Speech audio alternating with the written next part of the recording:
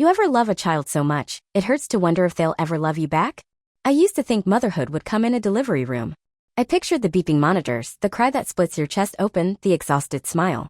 I never imagined my first real moment as a mom would involve a silent little girl, holding a crayon like a weapon, staring through me like I was glass. Hi, I'm Lina. I'm 35. A school counselor. 10 years married. 4 failed IVF rounds. 2 miscarriages. Each one took a piece of me I didn't know could break. After the second miscarriage, I stopped naming the nurseries in my head. After the 4th, I stopped opening baby shower invites. We started talking about adoption after Christmas. Quietly. Carefully. Like if we said the word too loud it might vanish. And then somehow she was there. Mia. 7 years old. Tiny pale, eyes too big for her face. Barely spoke. She only drew. Pages and pages, strange, broken images. A house on fire. A red door. A faceless figure. Always something smeared in red. But she didn't scream. Didn't fight. Didn't cry. She was gentle. Too gentle. Social services said she'd been through a lot. Her biological mom, a woman named Kira, had substance issues. Died in a car crash. No father listed. They found Mia alone in an apartment. No lights. No food. Just her, 2 stuffed animals, and 50 drawings taped to the walls. She's been through trauma, they told me. But she's ready for a new start. I wanted to believe that. When we brought her home, I rearranged everything. Cleared the guest room. Bought the softest sheets I could find. I lit lavender candles. Made my husband take photos of us smiling in the yard. Posted them with the caption, "Meet Mia. Our miracle."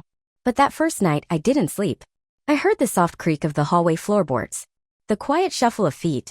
When I opened my eyes, Mia was standing at the foot of our bed. Just standing there. Not blinking. She stared at me for what felt like minutes. Then, without moving her mouth, she whispered, "I saw Mommy." She screamed when she burned. I sat straight up. My husband mumbled something, "She's just adjusting," and rolled over. But I kept staring. Not at Mia. At her hands. Her fingers were red. Next morning, I tried to explain it away. Maybe she was coloring late. Maybe it was paint. But I checked the room. There were no crayons out. No paper. Just one thing on her nightstand. A small melted candle. Burned out. The wick was black. I didn't tell anyone. Not yet. Instead, I hugged her harder at breakfast. Laughed louder. Made waffles with chocolate chips shaped like hearts. Because what else was I supposed to do? Tell someone I was scared of my own child? No. I just kept the hallway light on at night. And every time I looked at her drawings, I told myself they were just stories. Just pictures. Just lines on a page. But then she drew one of me. Me standing in the kitchen. Behind me, the curtains were on fire. And next to the fridge in red crayon, she had scrawled one word. Run. You ever second-guess your fear because love makes you lie to yourself? That night, I locked the matches in the kitchen drawer. Hid the lighters. Checked the stove 3 times. And then I checked the camera feed from the nanny cam we'd installed in the hallway. That's when I saw it. Mia. Standing in the dark. Holding something. Lifting it to her lips. A whisper. A sentence I couldn't hear. But the expression on her face? It wasn't fear. It was knowing. And just before the footage cut out, she turned. Looked straight at the camera. And smiled. You ever pretend everything's fine just so you won't have to say the truth out loud? That's what I did. After the hallway footage, I told myself the battery died. That the smile was just a trick of the shadows. That trauma explains everything: silence, drawings, nightmares. It has to. Because what if it doesn't? What if I let something into my home I don't understand? I didn't show my husband the video. I wasn't ready for that conversation. Instead, I buried myself in routine. Breakfast. Chores. Her new school enrollment. Therapy appointments she wouldn't speak through. Little rituals I clung to like they could hold back the dread. Mia still didn't talk much. But she drew more. Her pictures changed. She started drawing us. Me. My husband. Our house. One of them was almost sweet, all of us holding hands in the backyard, the sun bright yellow above. But then I noticed. There was a line of red creeping up the side of the page. It ended in a smudge near the tree. Another showed our bedroom, perfectly detailed. Right down to the lamp I forgot to dust. But on the bed were 2 figures circled in red. The caption scrawled below? They were sleeping when it started. I kept them. All of them. In a drawer in my office. Tucked beneath my therapy books and mandatory state training certificates. Sometimes I'd take one out during lunch break and just stare. What was she trying to say? Or worse, what was she remembering? One afternoon, I caught her humming. It was quiet, tuneless, but almost sweet. She was crouched by the front window, pressing her fingers to the glass. "Do you like the view, honey?" I asked softly. She didn't look at me. She just said, "This house won't last." I froze. What do you mean? Still without looking at me. Wood burns fast. Daddy said so. Would you panic, or would you pretend you didn't hear it? I chose pretend. That night, I poured myself wine in a chip mug and sat on the back steps alone, watching the sprinkler water hit the rose bushes. I told myself every parent has moments like this, where love collides with fear, where instinct doesn't match reality, where silence is easier than asking the wrong question. But then I went inside, and the scent hit me. Burnt wax. I ran to Mia's room. The door was cracked open, the lights off. She wasn't in bed. I found her in the kitchen, on the floor, holding a red Bic lighter. Her eyes didn't flicker when I gasped. She just clicked it. Once. Twice. Flame. Gone. I was just remembering, she said. I knelt beside her and took the lighter. No more of this, Mia. It's not safe. She finally looked at me. Her eyes were dark but dry. You're not the one who burned. I stayed up all night after that. Watching. Searching. I looked up every public record I could find on Kira, her biological mom. What I found wasn't much. One arrest record, a vague obituary, and a single haunting detail from the original social services report. Child was found alone. No contact with extended family. No paternal information disclosed. No one else claimed Mia. No one else came looking. The next day I called her caseworker. She didn't answer. 2 days later I got a reply not from her but a new worker. A man I'd never met. I'm afraid the case was reassigned. Linda has been transferred. I'm handling all legacy files now. Transferred? Without warning? I asked where to. He paused. Then. She's not currently reachable. Sorry, ma'am. My gut twisted. I thanked him. Hung up. And then I did something I probably shouldn't have. I drove to the address listed in the old report. The place where Mia had been found. It was a quiet building on the edge of downtown. 4 stories. Dusty balconies. A tired lawn with cigarette butts in the grass. I didn't know what I was looking for. Maybe some kind of confirmation that it was real. That she came from somewhere. I knocked on a few doors. One woman cursed me out.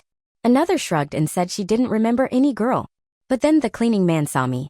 You asking about the little one? He said, wiping his hands on a towel. Yeah. Weird place. Cops were here for days. He let me in. The apartment had been painted over, floors redone. Someone lived there now. But in the basement, down a narrow stairwell that smelled like mildew and paint thinner, I found something. Behind a stack of broken boxes, nestled in the corner. A stuffed bear. Half burnt. One I melted clean off. And next to it, an old flip phone. You ever feel your heart beat in your throat because something just confirmed your worst fear? I brought the phone home. It took 2 days to charge. I didn't tell my husband. That night, when he kissed me and said goodnight, I lied and said I was tired. Waited for him to sleep. Then I sat in the laundry room. Alone. Scrolling through the phone's camera roll. The screen flickered. The images were grainy. Blurry. But in some of them, Mia. And a woman. Dark-haired. Smiling. Holding her. And then in the background of one, my husband. His arms around the woman. Grinning. Shirt off. And another holding Mia. Kissing her forehead. And below it, a caption. Daddy said not to tell mommy. You ever think you've seen every way a heart can break, and then it shatters again anyway? My fingers were shaking. I called him. No answer. I called again. Voicemail. Then I opened our shared calendar, the one where he'd logged a conference out of town that week. There was no conference. There was no trip. He was still in town. He'd lied.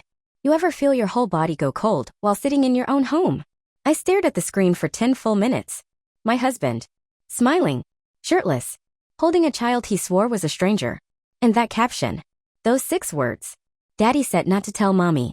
I read them over and over until the letters didn't look like words anymore. Just lines. Shapes. Like Mia's drawings. I didn't cry. Not right away. I just sat there, hands clenched, like if I let go, I'd fall straight through the floor. I didn't sleep that night. Didn't close my eyes once. I watched Mia instead, through the nanny cam I'd moved to her bedroom. She didn't move. Just laid there. Eyes open. Still. At 3:12 a.m., she sat up, looked toward the hallway, and whispered something I couldn't hear. Would you confront him right away? Or would you gather proof first, just to be sure? I needed more. Needed something I could hold, point to, scream with. So I tore through the house. Not obviously. Not like the movies. No smashed drawers or frantic yelling. Just quiet searching. I started with the basement. Old moving boxes, backup drives, receipts. Nothing. Then the attic. Found my wedding veil stuffed in a bin marked seasonal decor. That hurt more than I expected. Finally, I checked his home office. That's where I found it. A locked drawer I'd never had a key for. I'd always assumed it was for tax documents, maybe old work files. But in the back of his desk drawer, wedged beneath a dusty stack of legal pads, was a leather journal. Unmarked. Faded. It smelled like cedar and ink. I opened it. The entries were scattered. Half legible. Written like secrets. Or confessions. Kira said she'd tell Lina. I begged her not to. It was a mistake. But Mia isn't. I told her I'd leave Lina. I didn't. That's on me. The next page was messier. Angrier. She said she'd go public. I couldn't lose Lina. Not like this. I did what I had to. I read that line 3 times. Then a 4th. Then I threw up in the sink. You ever realize you were never supposed to find the truth? The next morning, I packed a bag for Mia. Just the essentials. Clothes. Toothbrush. Her sketchbook. The blue stuffed rabbit she slept with every night. I told her we were visiting my sister. She didn't ask why. She just nodded. Quiet. Obedient. Like she already knew. I dropped her off, gave my sister a look that said, "Don't ask yet," and drove straight to the station. I told the officer everything. Showed him the photos. The journal. The address where Kira had lived. The adoption paperwork timeline. They didn't laugh me out of the room. That surprised me. Instead, they took copies. Promised to reopen the case. We can't guarantee anything, the detective said. But you did the right thing, Mrs. Ellison. Then he asked, "Is your husband armed?" That's when my mouth went dry. I drove home slowly. Every red light was a warning. Every shadow felt like a setup. When I got back, he was there. In the living room. Smiling. He looked up from his laptop like nothing was wrong. "Hey babe. Conference got cancelled. Figured I'd just work from here today." I must have gone pale. "You okay?" he asked. "You look, eh?" I cut him off. "I know about Mia." He didn't blink. Didn't ask, "What do you mean?" He just stared. And then said, "She wasn't supposed to end up with us. The system messed up." That sentence rewired something in me. Like the air snapped. Like the floor cracked open beneath the rug. What does that even mean? I whispered. Kira was unstable. She begged me to take her. Said if anything happened, Mia deserved better. And she got better, she got you. I took a step back. You knew she was your daughter. I didn't plan this, Lina. I swear. Kira was obsessed. Said I'd ruin everything if I told you. Then the accident happened. He trailed off. But I didn't. You lied to me. For years. You let me mother your child without ever telling me. And Kira? What really happened to her? Silence. Then the faintest shift in his eyes. She said she'd ruin us. Would you believe a man who says he had no choice after keeping secrets like that? Because I didn't. I told him I'd contacted the police. That they were opening an investigation. His face dropped. Then quietly. I did it for us, Lina. You wanted a child. Mia needed someone. I made it happen. He actually believes that was love. You ever realize too late that someone was planning around your pain? I left the house that night. Took nothing but a backpack and the flip phone. I stayed in a motel. Watched cartoons on mute while calling lawyers. Friends. Anyone who could help me build a case. Because here's the truth. I wasn't just betrayed. I was used. Gaslit. Grieved. Replaced. All while rocking a child to sleep I didn't even know I was connected to because the man I married played God with all of us. You ever want to scream but there's no air left inside your chest? That night, I got a call from an unknown number. Blocked. I let it go to voicemail. When I played it back, there was only one sentence. A child's voice. Whispering. Mommy's not gone. You ever sit in a room so quiet, your own breath sounds like a threat? That's how it felt in the motel. The hum of the mini fridge. The blinking red light of the smoke detector. The echo of silence that didn't feel safe, just hollow. I didn't cry that night. I didn't sleep either. I laid there in jeans, hoodie still zipped, shoes on. Just ready. For what I didn't know. A knock? A fire? A voice whispering through the walls? I kept Mia's drawings in a folder next to the bed. The flip phone under my pillow. And my car keys clutched in one hand. I wasn't afraid of her. I was afraid of everything that had been done around her. The next morning, I drove to my sister's house in sweatpants and sunglasses. My voice was hoarse and I looked like someone who'd been sleeping in a parking lot. Mia was at the kitchen table, drawing. When she saw me, she didn't run into my arms. Didn't say she missed me. She just looked up and smiled. I knew you'd come back. She slid her drawing across the table. It was of me, but not like before. No flames, no red circles. Just me sitting in a chair holding a stuffed rabbit. You look better here, she said. That broke me. You ever get called strong by people who never had to survive what you did? My sister tried. She brought me tea, made soup, offered space. But even she didn't get it. I mean, you still want to keep her, right? I looked at her. I didn't get her, Jen. I was given her. Under false pretenses. Nothing about this was honest. But you love her? I didn't answer. Because love was no longer a clear shape. It was a knot in my chest. A voice at 2 a.m. A child with secrets. A photo of a man who lied and smiled at the same time. Love was more complicated than I'd ever admitted, even to myself. I hired a lawyer. A good one. Not just for the divorce, but for everything. I needed answers. Records. Full adoption files. The backdated communications. The truth, all of it. She warned me. This could get ugly. If he manipulated the adoption process. It's not just divorce court. This could become a criminal investigation. Good, I thought. Let it burn. I started keeping a journal. It wasn't for healing. Not yet. It was for memory. For evidence. For survival. Because when people know you've been lied to, they want you to bounce back fast. You're so resilient. At least you have Mia. You can start over. Start over. With what? A child who sees ghosts and fire? A husband who vanished behind 1,000 lies? A marriage that was never real? You ever look at a smiling photo of yourself and feel humiliated? I deleted our wedding album from my phone. Every photo. One by one. Not because I was angry, though I was, but because I couldn't bear the sight of my own face, smiling at a man who was already erasing the truth from under my feet. That night I sat on my sister's bathroom floor with a towel under the door, and the vent humming above me. And I said it out loud. He killed her. Felt like setting something down. Heavy. Final. I didn't know if it was true. Not legally. Not factually. But emotionally. Fit. A few days later, Mia came into the room holding one of her older drawings. The one of our bedroom. Flames on the curtains, us circled in red. She looked at me carefully, like she was studying my reaction. Then she asked, if someone does a bad thing but it's for love, is it still bad? What would you even say to that? How do you answer a question like that when you're not even sure anymore? I swallowed. Yes, I said. It's still bad. She nodded, looked down, then whispered.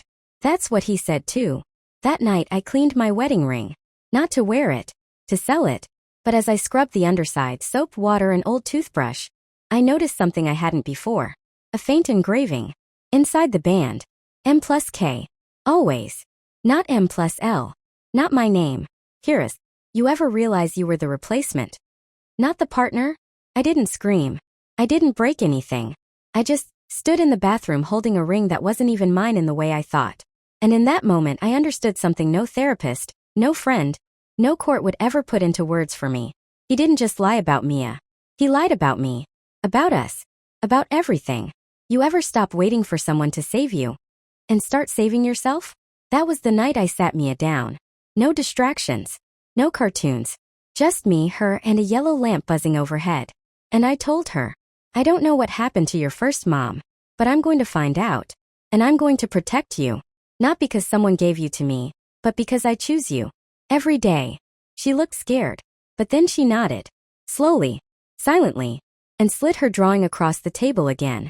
This time, it was the two of us. No fire. Just us. Holding hands. Standing in front of a house. And behind us in the sky, a small red sun. Not threatening. Just watching. You ever see something so simple? It breaks your heart open just a little wider? I picked up the drawing, folded it in half, and slipped it into my wallet. Then from the hallway my phone rang. Unknown number. A male voice. Mrs. Ellison? This is Detective Kareem. We found something in the forensic sweep of the apartment. You'll want to come in. You ever feel the air shift? Like something invisible just changed shape around you? That's what it felt like when the detective slid the envelope across the table. Brown. Sealed. Unlabeled. In a quiet room that smelled like printer ink and burnt coffee, he said, we ran a secondary sweep of the original apartment. Someone cleaned it a lot. But they missed one thing. I opened the flap. Inside. A flash drive. Old. The kind you see on keychains from 10 years ago. I blinked. What's on it? He didn't answer. Just nodded toward the laptop. The video was short. Maybe 90 seconds. Blurry. Time-stamped. It showed a woman, Kira, pacing in the apartment. Disheveled. Crying. Talking to someone off-screen. Then my husband's voice. No one's going to believe you, Kira. You're high. You've got no custody. You'd lose her tomorrow. She screams something unintelligible. He moves into frame, grabs her arm. She tries to pull away. The camera jerks. The screen goes black. End of file. I couldn't breathe. Would you even need more than that? Because I didn't. They reopened the investigation that afternoon. Issued a warrant. Put out an APB. But by the time they reached the house, he was gone. Laptop gone.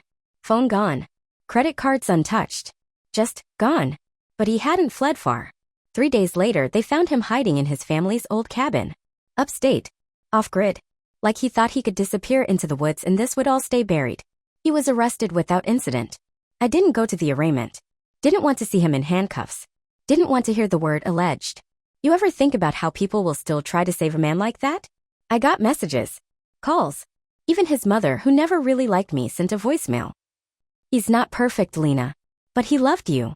He gave you a child, didn't he? Doesn't that count for something? I deleted it. But I'll admit, it rattled me. Because there it was again. The assumption that Mia was some sort of gift. Something he gave me. Not a person. Not a little girl with her own fire and ghosts. But a solution. To my grief. To his guilt. To everything in between. I came home to a letter a week later. No return address. His handwriting on the envelope. Inside, 2 pages. I read them once. And never again. I didn't know how to tell you. I didn't plan for this to happen. I didn't hurt her, not the way they're saying. But she said she'd ruin us. I was just trying to protect what we had. Mia needs you. Please don't give up on us. Us? There was never an us. There was me being rewritten by a man who thought love was possession. And Mia living in the wake of 2 people's damage. You ever realize you were the last one to know who you were living with? I burned the letter. Not as some dramatic gesture. But because I didn't want the smell of his words in my house. Not near Mia. Not near me. That night, I sat with her in the backyard. Late summer. Crickets loud. One star above the pine tree blinking like it was struggling to stay alive. Mia curled up next to me, her head on my thigh. And then without warning she whispered. He told me you'd leave. I froze. He said you'd hate me. That if I ever told anyone you'd send me away like the others. I looked down. Her eyes were shut. But a single tear slid down her cheek. What do you say to a child who was taught to fear your love? I didn't speak. I just wrapped my arm around her and pulled her closer. And in that moment I felt it. Not motherhood exactly. But belonging. Not because I birthed her. Not because I was trying to replace anyone. But because we'd both been lied to. And we were still here. Still choosing each other. The next morning I went to the county office and filed the paperwork. Legal guardianship. Name change. Counseling request. New records. I didn't ask for permission. I didn't wait for approval. I told the clerk. Her name is Mia Ellison. And she's mine now. You ever reclaim something that was never given, but always yours in a way no one else understood? That night, I found another drawing taped to Mia's door. Just 2 figures. One tall. One small. No fire. No words. Just 2 silhouettes. Walking away from a house that looked like it had finally stopped burning. And then, the doorbell rang. Late. Unexpected. I opened it.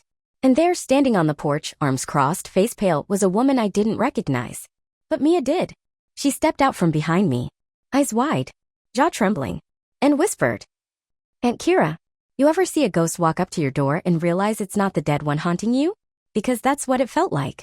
The woman on the porch wasn't Kira. She was her sister. She looked older. Worn.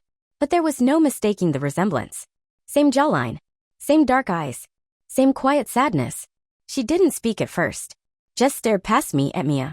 I've been trying to find her, she finally said. They told me she was adopted. No names. No details. Just gone. I didn't know what to say. I wanted to slam the door. I wanted to scream. I wanted to protect Mia. But Mia stepped forward. Slowly. Cautiously. She looked up at the woman and whispered. He said you died too. Her aunt's face broke. Not dramatically. Not like in the movies. Just cracked. Quietly. One breath at a time. You ever feel like you're holding onto something precious, while the world tries to take it from you? We brought her inside. Not because I trusted her, but because Mia needed answers. And so did I. We sat in the living room, lights dimmed, the air thick with too much memory. She introduced herself as Lina. Said she'd been estranged from Kira for years, but reconnected shortly before her death. Said she never believed it was an accident. Kira was paranoid. Said someone was watching her. Said she couldn't trust the system.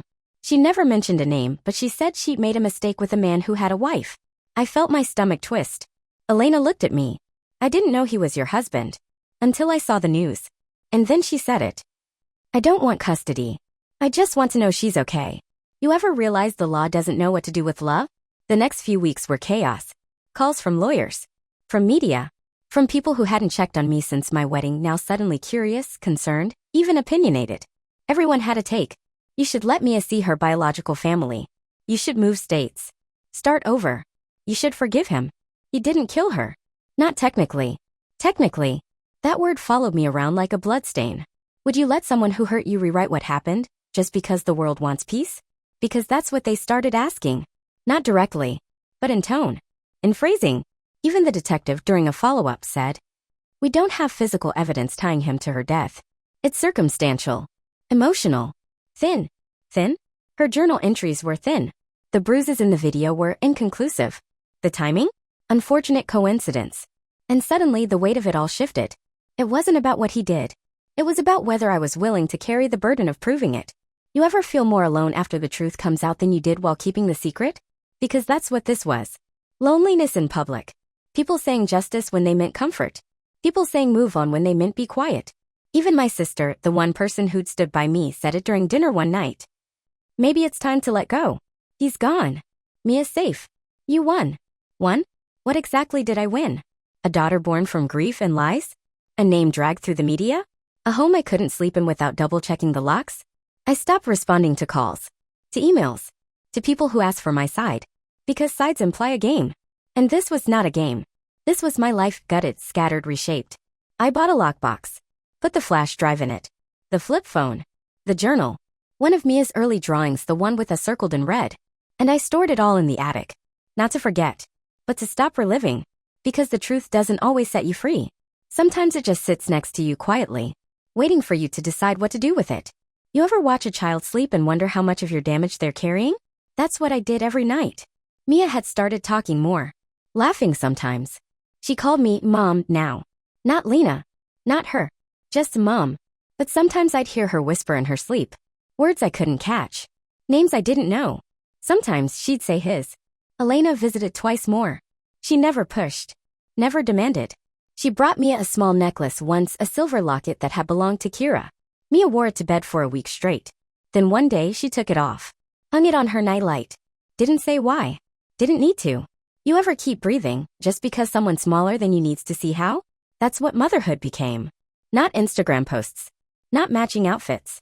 Not miracle baby captions. But small acts. Cleaning the same spilled juice 5 times in a row. Sitting through nightmares. Listening to stories that don't make sense because they mean something even if they're scrambled. And learning that love isn't a reward. It's a practice. I got a letter from the prosecutor's office. They were dropping the murder case. Lack of evidence. But they were pursuing child endangerment and fraud. Years of prison. Not enough, but not nothing. He pled not guilty. Sent a statement through his lawyer. Said I'd misunderstood the situation. That I was hysterical. That I'd twisted events to fit a personal vendetta. That word again. Hysterical. As if surviving betrayal makes you unstable. You ever stop trying to be understood and just focus on being safe? That night, I changed the locks again. Not because I had to. Because I wanted to. A quiet ritual. A small act of control. The world could debate what happened. But this house? This child? This life? Was no longer up for negotiation. And when Mia came into the room and said, "Can we have cereal for dinner?" I didn't overthink it. I poured 2 bowls. Sat down. And smiled. Because sometimes healing isn't poetic. It's just milk. And silence. And the sound of 2 spoons. You ever look around your own life and realize it doesn't need to be dramatic to be sacred? That's where I am now. Mia likes peanut butter toast in the mornings. Only if the crusts are cut off. She hums while brushing her teeth, off-key but loud. The nightlight in her room is shaped like a jellyfish and changes colors every 7 seconds.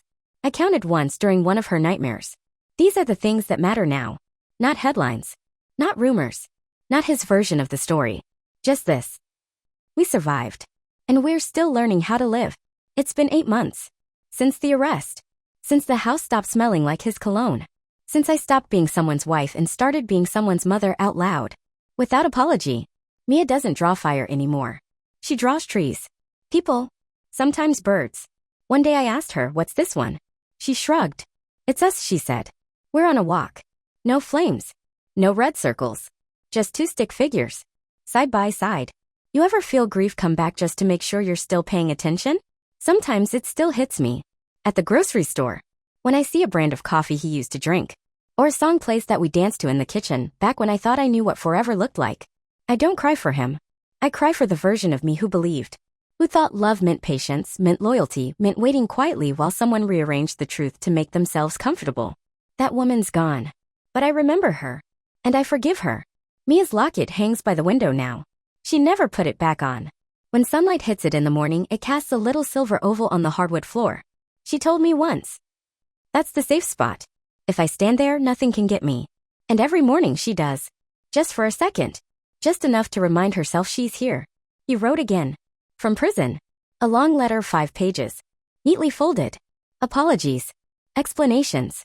And at the end. You always wanted to be a mother. I gave you that. I almost laughed. Not because it was funny. But because he really believed that. As if Mia was a gift. A consolation prize. A wound he dressed up as redemption. I didn't write back.